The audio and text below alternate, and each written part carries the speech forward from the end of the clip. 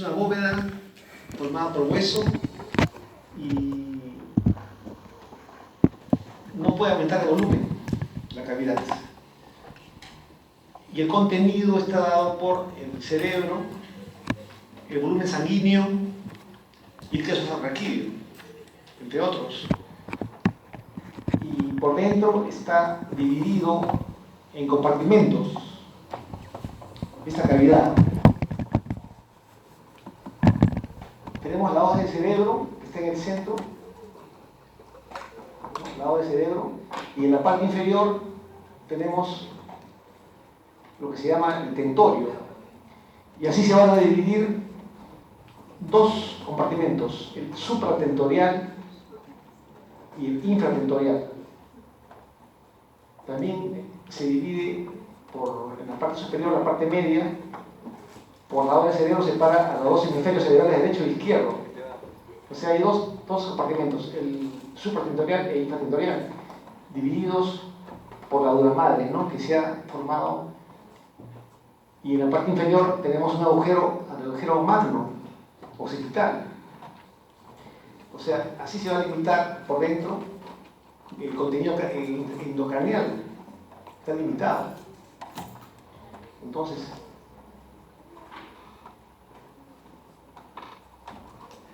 tenemos ese contenido.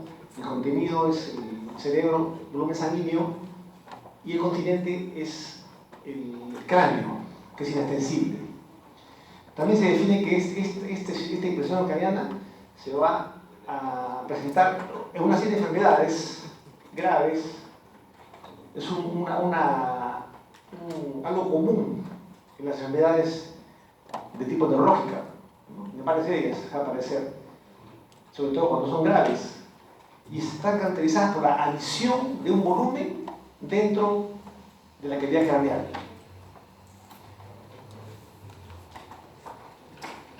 La cavidad craneal, como le decía, tiene un tejido cerebral que es fijo, corresponde al 80% del contenido de la cavidad. La sangre, que es 10%, y el líquido raquídeo 8%, y el intersticial 2%. Este volumen que está acá, el volumen de sangre y el líquido raquídeo van a variar.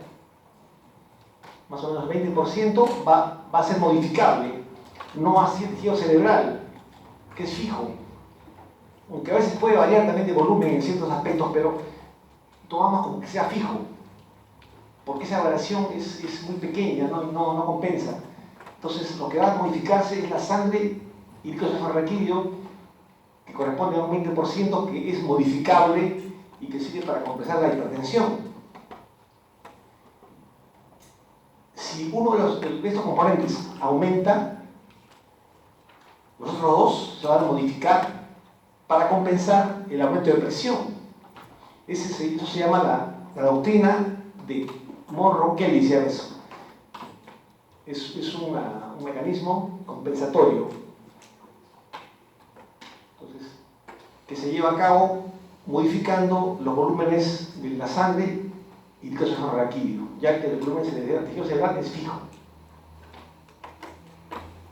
La presión intracraneal normal es de 5 a 15 milímetros de mercurio, es normal. Cuando la presión intracraneal es mayor de 30, esa presión va a disminuir el flujo cerebral. Una presión más de 50 por media hora es fatal. Y una que sea más de 80 de cualquier duración puede dejar daño cerebral en los pacientes. Esto es porque al haber severo aumento de presión disminuye el flujo sanguíneo cerebral y hay hipoxia y daño al cerebro. Ese es el mecanismo. Esta es la hipótesis de Monro-Kelly, ¿no? Esa es la fórmula. La presión intracraneal es igual a volumen sanguíneo, más volumen cerebral, más volumen del líquido raquídeo, más volumen de otros componentes. Y todo esto es una constante, K. Eso es lo normal. Pero, si se agrega una masa, volumen de una masa, a los demás componentes, estos se van a modificar. O sea, acá ponemos volumen sanguíneo más volumen cerebral del núcleo raquídeo más otros componentes. Aquí esto van a disminuir, sobre todo este de acá, ¿no? Como le dije, el sanguíneo y el glicosio raquídeo se van a modificar para que siga una constante, K. Se modifica esto y sigue siendo K, pese a que hay una masa agregada. Cuando se rompe ese mecanismo, la masa aumenta de volumen, ya no se compensa ya. Entonces aparece la hipertensión intracraneal o endocraneana, ¿no? Ya este mecanismo de compensación se pierde y ya no es K. Ya estamos frente al síndrome de hipertensión endocraneana. Porque estamos en un continente rígido. Como le dije, ¿no? El volumen está en un contenido rígido. Entonces, y la presión intracraneal se va a distribuir de forma homogénea dentro de la cavidad. Esa es la hipótesis de Monro-Kelly, ¿no? Como se ve acá, también hay una relación entre el volumen intracraneal y la presión intracraneal. Esta es la presión endocraneana, este es el volumen inicialmente en azul, en la fase inicial, como hay compensación, el volumen aumentado sube un poquito nomás la presión intracraneal, pero acá se pierde ese control y ya hay aumento rápido, ¿no?, de la curva. O sea, a poco aumento de volumen hay mayor aumento de presión. Aquí se perdió la compensación ya. Esta fase azul, la línea azul, indica que hay compensación adecuada, que se pierde acá, ¿no? También acá hay otro gráfico, otro dibujo en el cual se ven tres imágenes. En la A se ve el cráneo que contiene volumen cerebral, el volumen arterial y el venoso, que da el volumen sanguíneo. Y acá vemos el volumen de glicosio raquídeo. Eso es lo normal. Acá está compensado, ¿no? La presión en este caso es normal acá. ¿Qué pasa cuando hay una masa?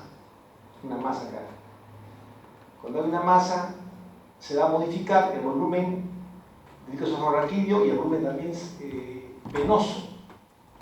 Se trata siempre de compensar el volumen arterial, que sirve para nutrir el cerebro. Entonces, esto se trata de compensar, mire, se va a modificar el volumen venoso, sangre venosa y también el volumen de glicosio raquídeo. Este glicosio raquídeo va a salir de los ventrículos y se va a dirigir se va a los senos venosos, se va a la médula espinal, ¿no? Y eso baja la presión de este líquido. Ahí se ve el dibujo, cual ha disminuido, ha salido el glicosio raquídeo a los senos venosos y a la médula espinal, y así baja la presión de este glicosio raquídeo. Y en la parte venosa va a haber una venoconstricción para sacar sangre de la cavidad craneal, sangre venosa, venoconstricción. Y así sale sangre venosa y disminuye la presión y se compensa. Esta es una fase compensada de la presión craneal, ¿no? Compensada. Y aquí la masa creció mucho más y ya no se alcanza a compensar esa masa y aumenta la presión intracraneana, la fase descompensada, ¿no? Porque la masa es mayor, ya creció la masa y se compensó. Pese a que esta compensación trata de que el líquido, la sangre arterial se mantenga, ¿no? Por la integración cerebral. El cerebro sigue igual porque eso no se puede modificar, pero ya no se compensa y hay la fase descompensada de la hipertensión endocraneana. Esta es la hipótesis modificada de Monro-Kelly. Acá también tenemos lo mismo, ya es el efecto de esta hipertensión endocraneana con el flujo sanguíneo cerebral. Hay una relación directa, ¿no? Cuando el flujo sanguíneo cerebral es igual a la presión arterial media menos la presión venosa yugular. Esta presión venosa yugular equivale a la presión intracraneal. Es equivalente.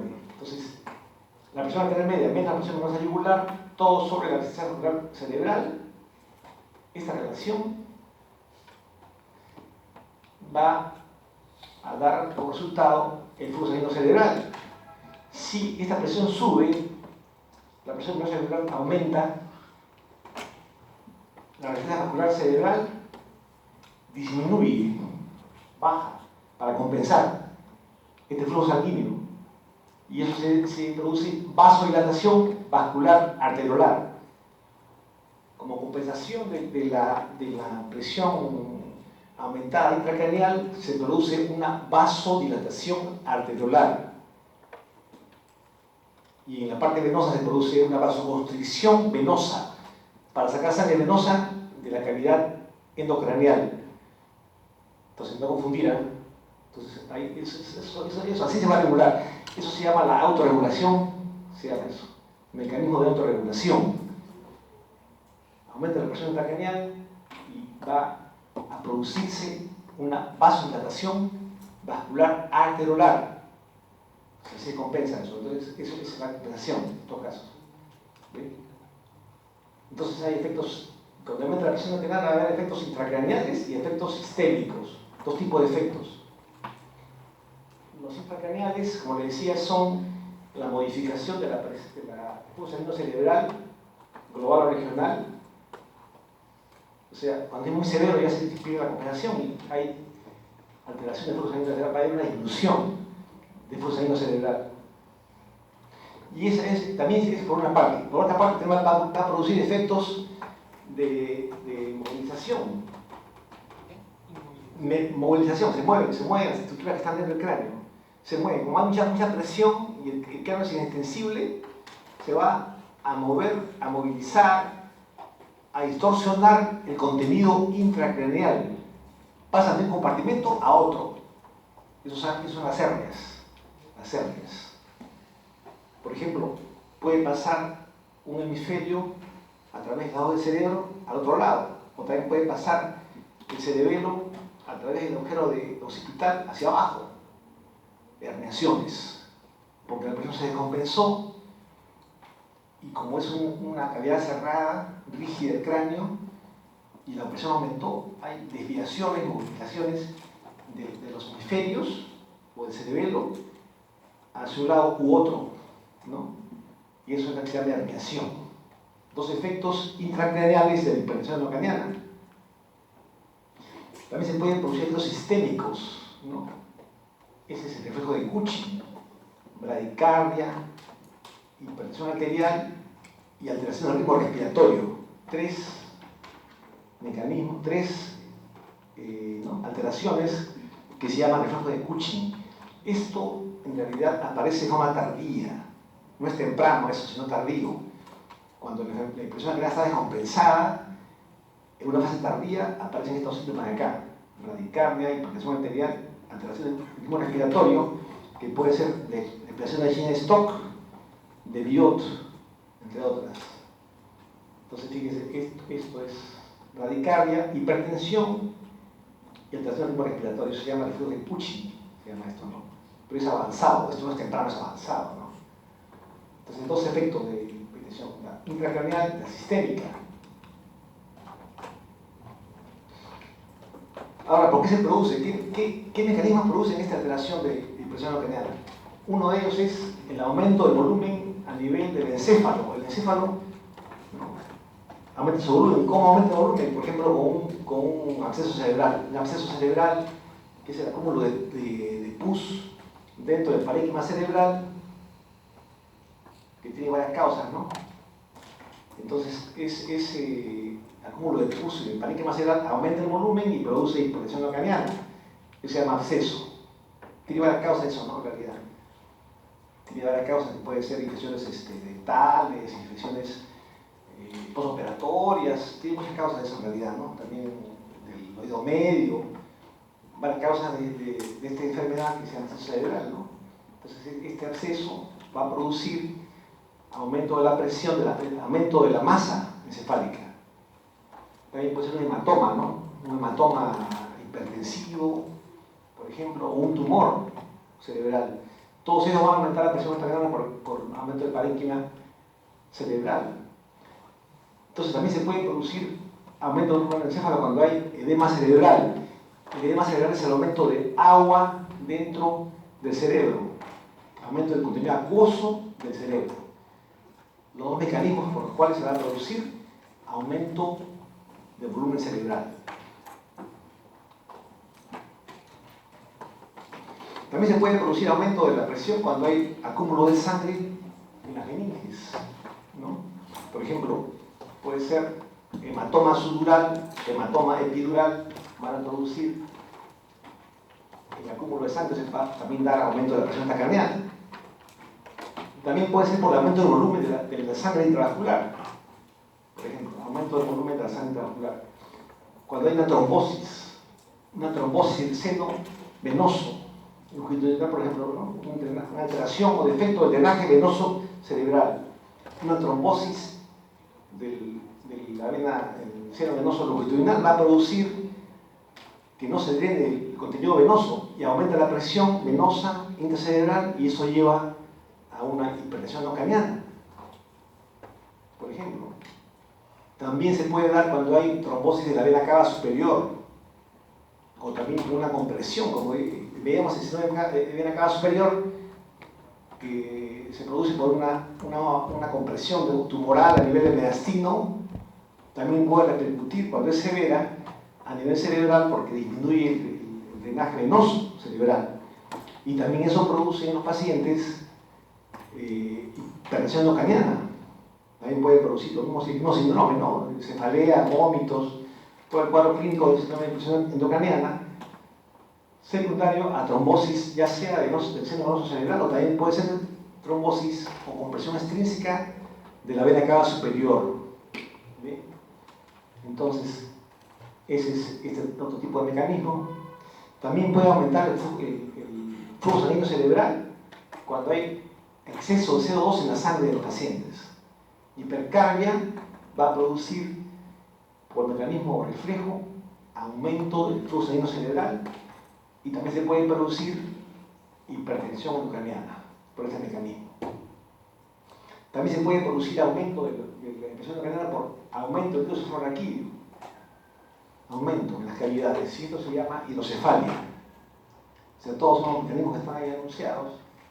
Aumento de la masa intracerebral, como decíamos, el acceso cerebral o un hematoma cerebral o un tumor, acúmulo de sangre en las meningias, aumento del volumen de sangre intravascular y también aumento del dióxido de raquídeo, que es hidrocefalia, ¿no? El volumen está aumentado en los ventrículos por una serie de mecanismos. Esos son los mecanismos de este síndrome, ¿no? Ahora, veíamos también que en el caso del aumento del volumen del cerebro, uno de ellos era una masa intracerebral y otro era el edema cerebral, ¿no? El edema cerebral, que es el aumento del líquido dentro del contenido acuoso del cerebro. Hay tres tipos más hay. El vasogénico, el citotóxico y el edema intersticial, o hidrocefálico se llama también, ¿se ve? Tres tipos más hay de este tipo de edema cerebral. El vasogénico es debido al paso de contenido plasmático fuera de los vasos sanguíneos en el cerebro. Se rompe la barrera hematocefálica en el vasogénico. Normalmente tenemos acá que este es un astrocito y el astrocito va a tener acá unas prolongaciones que van a envolver a los capilares. Y los capilares de este cerebro están muy unidos. Hay una unión fuerte acá. Y esto se llama la barrera hematocefálica. Esto es bien cerrado para que no entre ningún ¿no? metabolito acá, ¿no? Entonces es un mecanismo de protección de esos vasos. Entonces es lo que se llama la barrera hematocefálica. Esto se rompe, ¿no? Por un mecanismo se puede romper esto, ¿no? Se separan las uniones y esto va a dar salida de contenido plasmático hacia afuera de los capilares y da edema cerebral, por ejemplo. Eso se puede producir en una infección de parénquima cerebral, tumor o también hemorragia. Por ejemplo, una encefalitis, una infección viral del cerebro, daña los vasos y puede salir hacia afuera el líquido y va a producir un edema cerebral por una infección viral, por ejemplo, ¿no? O también cuando hay aumento también de la presión hidrostática de los capilares, cuando la presión arterial está muy grave, muy severa, Y cuando hay más de 130 miligramos de mercurio de presión diastólica, crisis hipertensiva, entonces se va a producir esa salida también porque hay aumento de la presión y gana y sale hacia afuera el líquido, el contenido plasmático de los vasos y se llama edema vasogénico. Entonces ese es el primer tipo de edema cerebral. El segundo es el edema citotóxico. Este se va a producir porque hay entrada de agua a las células. Es un edema intracelular. A las neuronas, a los astrocitos, se va a meter ahí el líquido, a las células. Y esto es porque hay disminución del aporte de oxígeno a las células. Por eso se produce eso. Porque se necesita oxígeno para que haya una bomba sodio-potasio ATPasa. Esa bomba saca sodio. Esa bomba sodio-potasio ATPasa sirve para sacar sodio de la célula. Si no hay oxígeno, esta bomba trabaja mal, se queda el sodio dentro de la célula y jala líquido al interior de la célula y se produce el edema cerebral intracelular. Citotóxico se llama eso, y así se llama eso. O sea, al haber aumento de sodio dentro de la célula, jala agua y produce edema intracerebral, citotóxico. También se puede encontrar cuando hay hidratación hipotónica, ¿no? También se puede producir eso. O sea, hay una hiposmolaridad del espacio extracelular. Al haber más sodio en la célula, se mete adentro de la célula el líquido y se produce edema a nivel astrocíclito de la neurona y es un edema citotóxico, se llama eso. Sí, esa es la causa. También se ve eso en el abajo del oxígeno, la gente que hacen una lesión cerebral por paro cardíaco, cardiorrespiratorio, inversión casi ahogamiento, hacen hipoxemia severa, y también si hipoxemia severa no llega aporte de oxígeno severo, y esto va a producir como consecuencia edema citotóxico en esos casos. Y el último edema es el edema hidrocefálico, ¿no? Este edema se va a producir alrededor de los ventrículos cuando hay hidrocefalia. Cuando hay hidrocefalia se acumula líquido dentro de los espacios ventriculares y el líquido acumulado sale hacia afuera a través de las células epidimalias, sale líquido alrededor de los ventrículos, que es líquido cefalorraquídeo, y ese líquido, ese edema se va a llamar edema intersticial o edema hidrocefálico. Por ejemplo, en hidrocefalia obstructiva se puede ver eso, O sea, tenemos tres tipos: hidrocefálico, citotóxico y entonces esos son los tipos de edema que hay, y vasogénico, tres tipos que hay. Este es el edema intersticial o edema hidrocefálico. Tres tipos más hay. Esta es la selección que he puesto yo porque hay otros más que agregan otros tipos de edemas, pero para motivos prácticos vemos esta clasificación. Tres tipos más hemos puesto. Hay otros que agregan otro tipo de clasificaciones, pero esto vamos a poner para hacer más central la exposición. Son tres tipos más de edema cerebral que tenemos, ¿no? También puede haber mixturas, no todo es puro. Ahí también puede haber edemas mixtos, ¿no? Pero eso lo vamos a dejar. Los tres tipos de edema, sus características, ¿no? Es lo mismo que hemos enunciado. La patogénesis, el vasogénico, aumento de la permeabilidad capilar.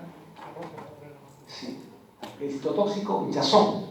Entra agua a las células porque hay aumento de sodio y jala agua. Por la hipoxia. La hipoxia, no hay energía, no trabaja la bomba, ¿no? Sodio, potasio, ATPasa y se acumula sodio en la célula. El hidrocefálico, la patogénesis es aumento del líquido cefalorraquídeo en los ventrículos y sale líquido hacia afuera, alrededor de los ventrículos, edema intersticial o hidrocefálico. El edema vasogénico, sobre todo, es sustancia blanca, el citotóxico, sustancia gris y blanca, y el hidrocefálico, sustancia blanca periventricular. El líquido vasogénico es filtrado plasmático, por falla de la barrera hematoencefálica. El citotóxico hay aumento de sodio y agua intracelular. Y el líquido que sale de afuera es el líquido cefalorraquídeo, el cefálico. El volumen de fluido extracelular está incrementado, el vasogénico, disminuido el citotóxico porque pasa a la célula, incrementado el hidrocefálico. La permeabilidad capilar de las grandes moléculas está aumentado el vasogénico, normal el citotóxico, normal el hidrocefálico. Ahora, ejemplos de estas enfermedades, ¿no? El vasogénico se produce además en tumor cerebral, absceso, infarto tardío cerebral, hemorragia intracerebral. También se puede ver en caso de cirrosis con encefalopatía hepática, edema de grandes alturas. Todos se van a producir edema vasogénico. Citotóxico, hipoxia isquémica, hiponatremia, síndrome de diálisis. Eso pasa cuando hay alteración del líquido de la diálisis, altera la molaridad y eso puede producir edema citotóxico por el líquido de la hemodiálisis. Cambian el líquido y el paciente mejora. Entonces también todo eso puede suceder. Mire. Entonces, este de acá es el edema cefálico, se ve en su forma obstructiva, ¿no? Hay una que se llama hipertensión coronaria idiopática, se llama una idiopática. Esa hipertensión coronaria porque idiopática también puede producir edema cefálico. El edema vasogénico es lo único que responde a corticosteroides. Por eso se ven tumores, se ven abscesos. Responde a corticosteroides. El edema citotóxico y el fallo no responde a corticosteroides. Entonces fíjese. Sí, también conoce eso, ¿eh? Este es un tumor acá, en el lóbulo frontal hay un tumor y alrededor se ve acá el edema vasogénico, como dedos, que son como dedos, ¿no? Están los dedos, vasogénico. Acá hay un tumor más grande, el glioblastoma multiforme, y también se ve acá el edema alrededor. Inclusive se desvía la línea media, ¿eh? Está la masa, este es el edema, y la masa cerebral. Son ejemplos de edema vasogénico. Este es un edema citotóxico. El niño nació con hipoxia neonatal, ¿no? Tuvo aspiración, sufrimiento fetal agudo, hipoxia cerebral y la hipoxia disminuyó la energía cerebral y se produjo el edema citotóxico intracelular, ¿no? Aquí no se ven acá los ventículos, tampoco se ven los surcos, ¿no? A nivel cerebral, el edema marcado por hipoxia neonatal. Este se llama hidrocefálico, marcada dilatación de los dentículos por obstrucción de la circulación normal dentro del cefalorraquídeo y alrededor se ve una parte blanca que está dada por el edema hidrocefálico o intersticial. Ese es un edema secundario a la hidrocefalia obstructiva. ¿Qué síntomas van a producir este síndrome de presión renal? ¿Qué se va a producir en los pacientes, no? Se va a producir cefalea. En la gran mayoría de pacientes, cefalea es el síntoma principal. Es matutina la cefalea, tipo opresiva. Puede variar en el día. Salir como el vómito. Ojo, no es pulsátil, no es la cefalea pulsátil, ¿no? La cefalea pulsátil es clásica, por ejemplo, de la migraña. En este caso es una cefalea opresiva, ¿no? Puede variar. Aumenta con la maniobra de Valsalva, ¿no? En la defecación, en la tos, en el estornudo puede aumentar la presión y dar más cefalea. Aumenta con la maniobra de Valsalva. Y es causada porque se distorsiona el sedimento de las venas, arterias y meninges y eso da dolor, la cefalea. También puede ir asociada a trastorno del sensorio, ¿no? El paciente se nivel de conciencia alterado o también un déficit focal también puede haber, ¿eh? El paciente tiene cefalea, pero el paciente está somnoliento, podemos pensar que hay una hipertensión endocraneal, porque hay una asociación de disminución de la conciencia, eso es por compresión ya del sistema reticular ascendente, ¿no? A nivel del tronco, entonces hay algo que está produciendo conciencia alterada y también cefalea. Otro síntoma también puede ser tinnitus pulsátil. Es un tinnitus que es un zumbido de oídos, un tinnitus, pero que va, se producen los latidos cardíacos, tinnitus pulsátil. Con cada latido cardíaco hay un zumbido en el oído del paciente. También se puede presentar eso en algunos pacientes con hipertensión no craniana, aunque no es tan común esto, ¿no? Cefalea y vómitos. Vómitos también es un síntoma importante para pensar en este tipo de entidad. Vómitos y náuseas, con cefalea, ¿no? También puede haber a veces náuseas solas también en el paciente, pero lo más común que haya vómitos sin náuseas. A veces se llaman vómitos explosivos a eso, ¿no? Y el hallazgo más común es el edema de papila. Es la señal más confiable de hipertensión no craniana. No ocurre en todos los casos, Puede haber niños, por ejemplo, con hipertensión no craniana y este edema de papila se va a presentar solamente en 75% de casos, no en todos los casos de niños que tienen hipertensión. Solamente todas esas partes pueden tener papiledema y otra parte no puede tener papiledema en los niños. Igual sucede también en el adulto. El adulto con hipertensión no craniana también puede tener hipertensión no craniana sin tener papiledema. Más o menos el 65% de adultos tienen papiledema. También en el traumatismo agudo, en cuadros agudos, también a veces no hay papiledema, porque no le da tiempo a aparecer el papilema. Aparece a veces a las 2 semanas. O sea, no es absoluto. O sea, quiere decir que si puedo tener un paciente con hipertensión craniana sin papilema también puede haber. No es absoluto, fíjese. Entonces, sirve de guía porque puede aparecer, pero no es 100% de casos. Pero si encontramos papilema, sí es sugestivo, sobre todo cuando hay vómitos y cefalea, ¿no? En estos casos.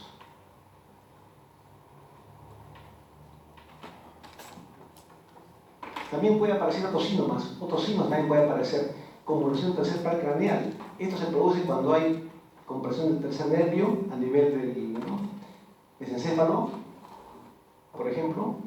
Ahí se produce esa lesión y se puede producir esto.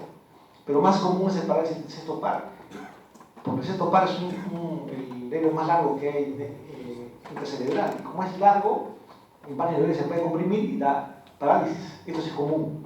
Esto de acá puede aparecer, pero es tardío. O también si es un síntoma ominoso, porque se comprime el mesencéfalo, que ahí puede haber compresión a nivel mesencefálico, ¿no? Y eso indica una cosa más seria, porque ya está comprimiéndose el mesencéfalo, ¿no? Este de acá, esto no sirve para localizar, no es un nervio localizante, porque como es largo, puede estar tomado a varios niveles. Este sirve para localizar. Si tengo un par craneal tercero con síntomas de hipertensión craniana, quiere decir que sí puede ser a nivel del mesencéfalo tomado el par craneal, ¿no? Tercero. Pero este de acá no es localizante. También va asociado esto a trastorno de conciencia, porque al comprimirse el mesencéfalo, el bulbo raquídeo, al comprimirse esas partes donde está el sistema reticular ascendente, se produce sopor y coma en los pacientes. Si avanza más la cosa, va a muerte cerebral. Por ejemplo, isquemia prolongada. Eso se puede producir así. Y no se olvide también la teoría de Cushing, que es hipertensión, bradicardia, alteración del patrón respiratorio, Cheyne-Stokes, respiración atáxica o de Biot, la teoría clásica de Cushing, que es tardía, eso no es temprano. No queremos encontrar a un paciente que ha comenzado así con presión craneal, con esto es una cosa tardía y grave también es, ¿no? Grave en realidad. También puede haber síntomas crónicos o agudos. Igual, la cefalea matutina, vómitos y náuseas, papiledema, parálisis del sexto par. Aquí dice compresión del sexto par a nivel del ligamento petroclinoideo, ¿no? Por ejemplo, puede comprimirse ahí. Entonces ustedes van a ver siempre pacientes que tienen que han tenido hipertensión craniana, tienen parálisis o padecia del sexto par. Y eso a veces mejora en el tiempo, ¿no? Una señora tiene TBC meningia internada en el servicio que tenía padecia del sexto par, ¿no? Con estrabismo y diplopia. Pasó 4 semanas con tratamiento antituberculoso y ya puede mirar, ya se normalizó. Eso, era transitorio, una padecia, no era parálisis, padecia. Y pasó, la paciente mejoró de su TBC meningia y pasó. Y ya puede los ojos normales ya, en realidad. O sea, se puede normalizar, porque es una padecia. Y era por aumento de presión intracraniana secundaria a la TBC meningia. Bien, entonces mejoró la paciente y pasó ese parálisis, ¿no? Porque es transitoria, puede ser también esa parálisis.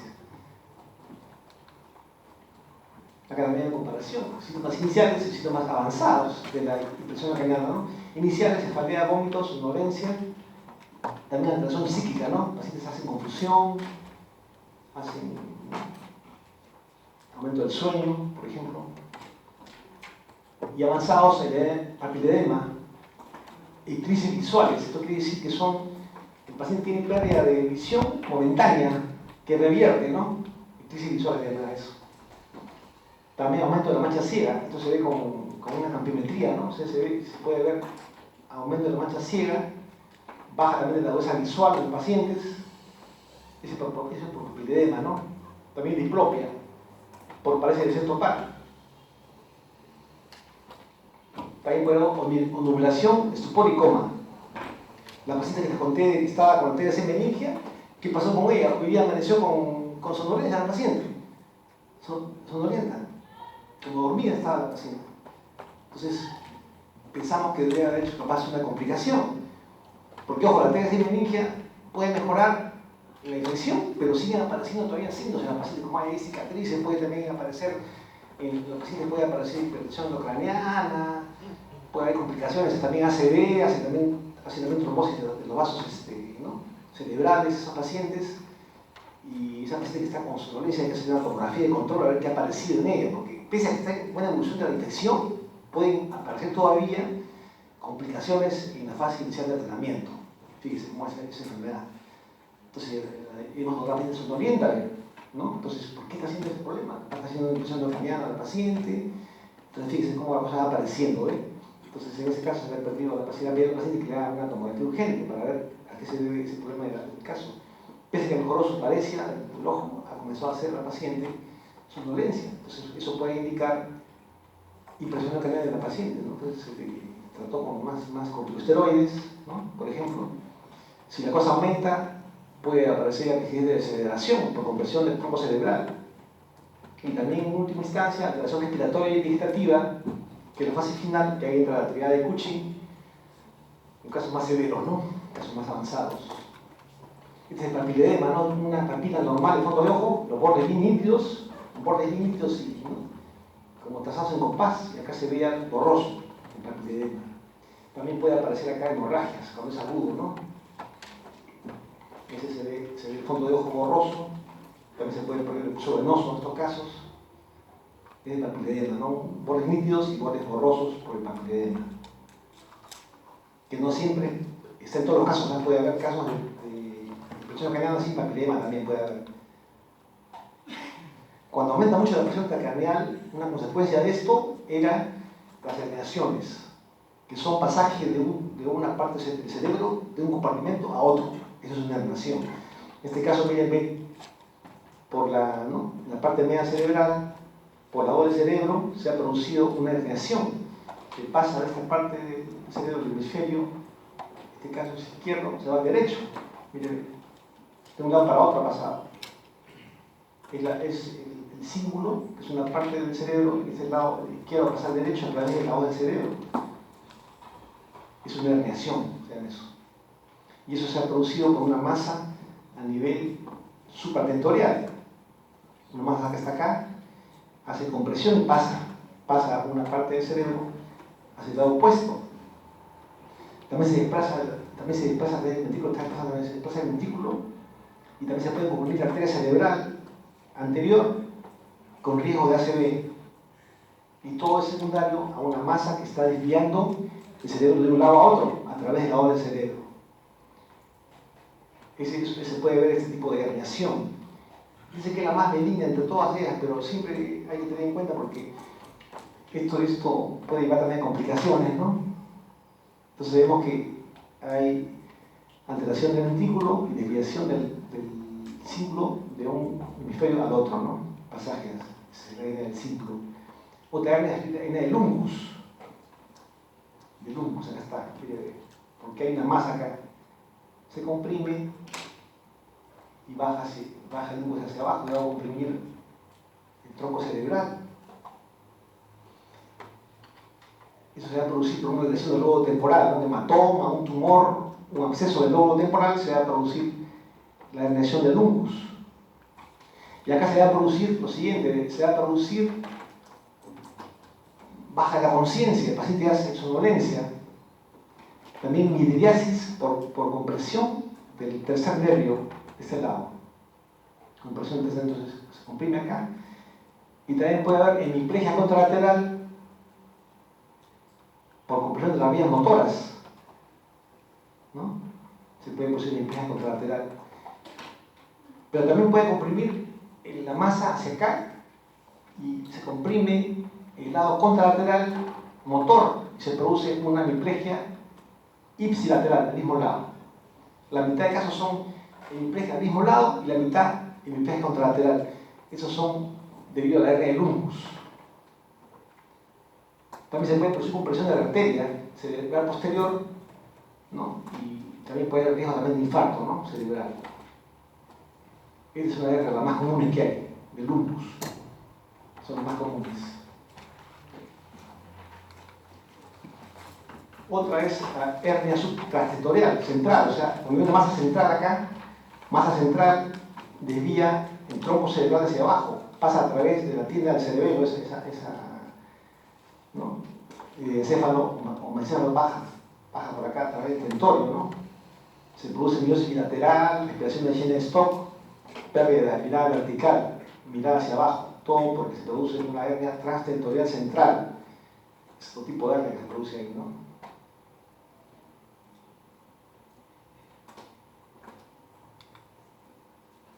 Otra es la hernia de las amígdalas cerulosas. Cuando hay un tumor en fosa posterior, un tumor, un hematoma acá a este nivel, se comprime, ¿no? Se produce hipertensión renal, o se produce la hipertensión a nivel del cerebelo y eso empuja las amígdalas cerulosas hacia abajo, sale a través del agujero occipital y se compromete el bulbo raquídeo y eso puede producir en el paciente representación Shen-Stock, hiperventilación neurógena, deterioro de conciencia, coma y muerte del paciente, muerte por herniación de las amígdalas cerebelosas, ¿no? Por una masa a nivel del cerebelo. También se puede producir cuando hay una punción lumbar en un paciente con una masa supratentorial. O sea que hay una masa y uno pulsa al paciente hace una punción lumbar, baja la presión y esta masa que está comprime hacia abajo el cerebelo y hay una herniación. Por eso no se debe hacer punción lumbar en caso de que haya un déficit motor. Un paciente con hemiplegia, con afasia, debemos hacer una tomografía para ver si hay una masa. Y si hubiese así, eso contraindica una punción lumbar en esos casos, porque puede producirse una herniación.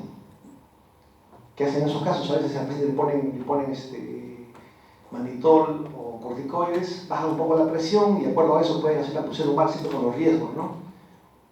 Con una aguja fina me ponen, dice, pero es riesgoso hacer una punción lumbar, el paciente tiene una masa cerebral. Cuando hay trastorno del sensorio, cuando hay una traumatización, o sea, una hemiplegia, una hemianopsia, y cuando hay esos síntomas debemos hacer una tomografía antes de hacer una punción lumbar, porque si hay una masa acá arriba, ya saco acá líquido, saco el raquídeo para abajo, entonces baja la presión y el paciente se enclava, hace un enclavamiento de amígdalas cerebelosas. Entonces eso es riesgoso.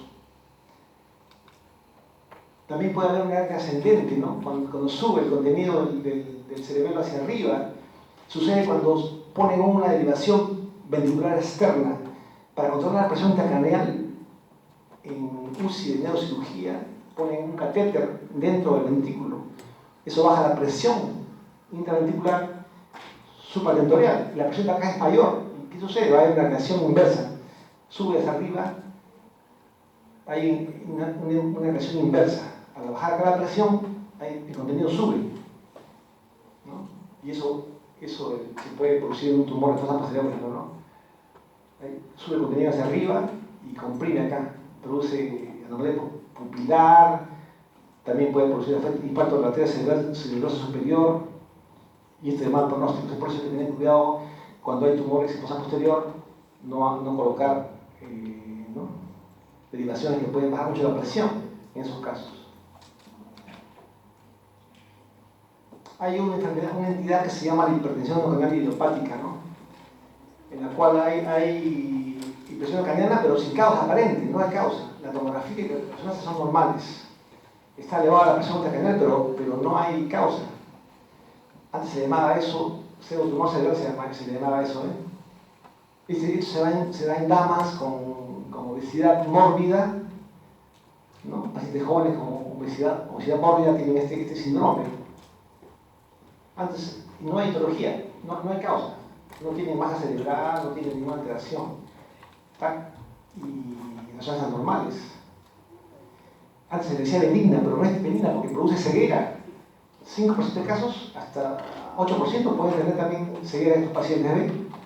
Porque daña el nervio óptico, produce edema papilledema que puede llevar a la ceguera del paciente. También está asociada a otras cosas más, a hipotensión alveolar, apnea del sueño, también a medicamentos como vitamina A, tetraciclinas, anticonceptivos orales, sulfas, pueden producir, todos ellos pueden producir este tipo de enfermedad, trastorno de hipertensión endocrinal idiopática, se llama eso, idiopática. Y la cefalea también viene cefalea, vómitos, trastornos visuales, amaurosis fugaz, visión borrosa. Y también esa cosa avanza, puede también el paciente perder la visión porque daña el nervio óptico. Es una entidad que se da sobre todo en mujeres jóvenes con obesidad mórbida. Sin causa, no hay causa aparente de ningún tumor, nada, ¿no? Después, entre las causas que vimos de hipertensión endocraniana, había una cápita de hidrocefalia, que es el aumento de líquidos fosforoquídeos en los ventrículos. Están aumentados. El aumento intracraneal, intracerebral de líquidos fosforoquídeos por obstrucción o alteración de su flujo, se altera el flujo de líquidos fosforoquídeos en los ventrículos y esto produce hipertensión endocraniana. Esa es la hidrocefalia.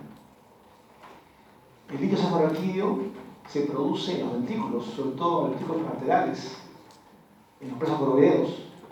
Acá se va a producir y circula ese líquido. Pasa del ventrículo lateral por el ojo de Monro, pasa al tercer ventrículo. Y por el conducto de Silvio pasa al cuarto ventrículo. Luego se va a dirigir a los espacios subaracnoideos y también al medio espinal. Por el espacio subaracnoideo sube y se va hasta la parte superior, donde va a ser absorbido en la velocidad aracnoidea. Acá está, ahí se absorbe. Se produce normalmente más o menos 500 mililitros de líquido cefalorraquídeo por día. Pero normalmente circula en la cavidad circula 150 mililitros. Quiere decir que esto tiene tres cambios diarios. 3 veces se va a cambiar ese líquido en el día. Por eso a veces la persona se está preocupada porque le va a sacar líquido cefalorraquídeo, cree que no se va a renovar. Pero se renueva 3 veces por día ese líquido, ¿eh? Entonces no tiene temor. Saca una cantidad, y la gente dice, ¿por qué me va a sacar mi líquido? No voy a... ¿no? Puede quedar con secuela, pero no es por eso, pues líquido es renovable, ¿no? A veces la gente no se da cuenta de eso, cree que va a perder, ¿no? Va a quedar secuelado si hace una presión normal, pero ese líquido es renovable, ¿no? En realidad. Entonces, ese líquido se renueva 3 veces por día, circula así. Cuando hay obstrucción a nivel de varios niveles, a nivel del agujero de Monro o otros lugares, se obstruye ahí la circulación y se produce hidrocefalia.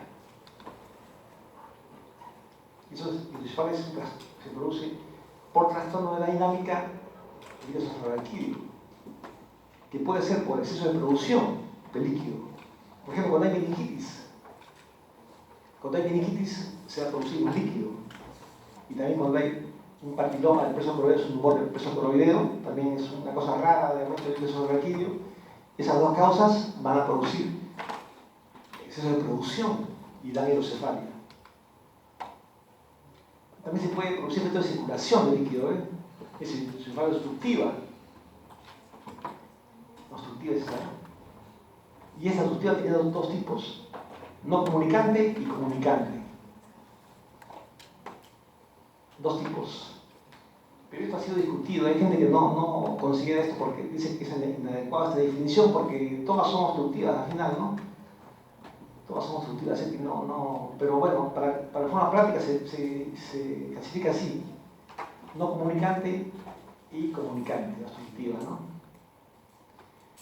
Al no comunicante, obstáculo intraventricular, ya sea por tumores, defectos de desarrollo, quistes, que dificultan la circulación del líquido en el sistema ventricular y también pasa eso en el dedo, como acúmulo de líquido cefalorraquídeo en los ventrículos, se acumula ahí. La comunicante es causada por un obstáculo en el espacio subaracnoideo que impide la reabsorción del líquido cefalorraquídeo en la velocidad aracnoidea. Esa es la comunicante. Un ejemplo mayor que le dije también el paciente con TBC meningia que teníamos, como hay inflamación a nivel del espacio subaracnoideo, impide la reabsorción, aumenta la presión, se produce hidrocefalia secundaria al TBC meningia. Y el tratamiento sería poner al paciente una dilatación ventrículo-peritoneal para que el líquido se disminuya y baje la presión intracraneal. Entonces, es causa de hidrocefalia la TBC, por ejemplo. Entonces, eso hay que tener en cuenta. La no comunicante se va a caracterizar por alargamiento de ventrículos cerebrales, obstrucción de la corriente del líquido cefalorraquídeo, está obstruido. El líquido cefalorraquídeo se acumula en los ventrículos bajo presión, cada vez mayor. Y este acúmulo, esta presión aumentada, expande los hemisferios. En lactantes aumenta el tamaño de la cabeza, da macrocefalia en los lactantes, porque todavía no se han cerrado, todavía no se han cerrado las. El cráneo todavía está, hay todavía capacidad para aumentar la cabeza, porque no se han cerrado todavía las fronteras, están abiertas y pueden aumentar el tamaño de la cabeza en los lactantes. Todas las formas de hidrocefalia son obstructivas. Cuando hay obstrucción acuoductal completa, se tapa actualmente el acueducto de Silvio. Esto es compatible con la vida.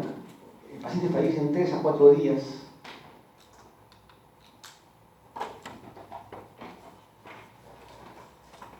Y la no comunicante seguimos con la no comunicante, es lo que sea obstrucción a nivel de ventículos. El acueducto de Silvio es la causa más común de obstrucción a nivel de anomalias congénitas de hidrocefalia, ¿no? O sea, la causa más común de una hidrocefalia congénita es estenosis del acueducto de Silvio. Más o menos 2/3 partes de los niños que tienen hidrocefalia es debido a esta anomalía. Estenosis del acueducto de Silvio, caso más importante de hidrocefalia congénita, con dilatación de ventrículos laterales y del tercer ventrículo. También se puede producir atresia de agujeros de Brusca y Magendie. Esa es la malformación de Dandy-Walker, que es también congénita, desmarrada. Esta es la más común.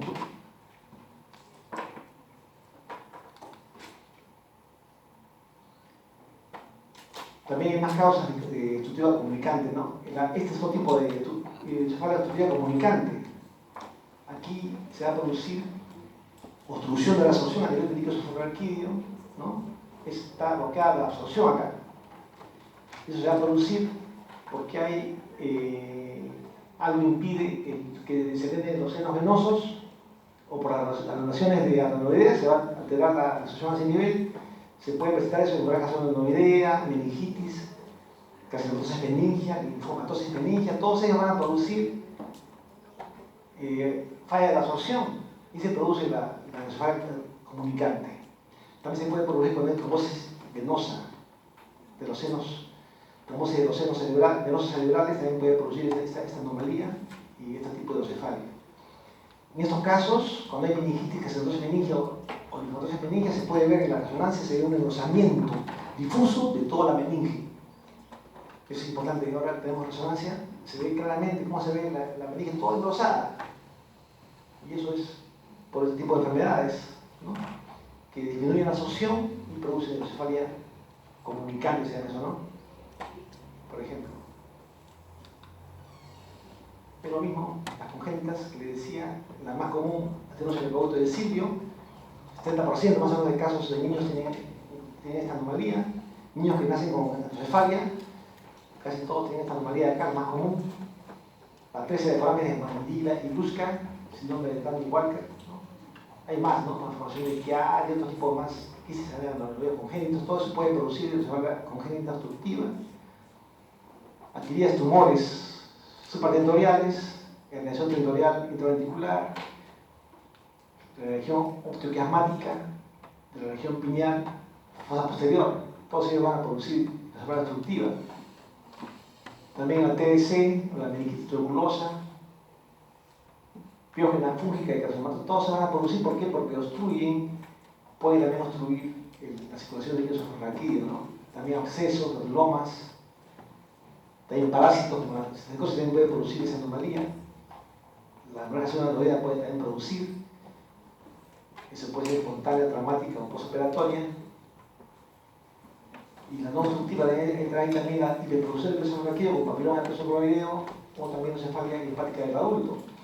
Encefalía hepática del adulto es de causa desconocida, se da en pacientes de edad que tienen demencia, ataxia y también tienen hidrocefalia, ¿no?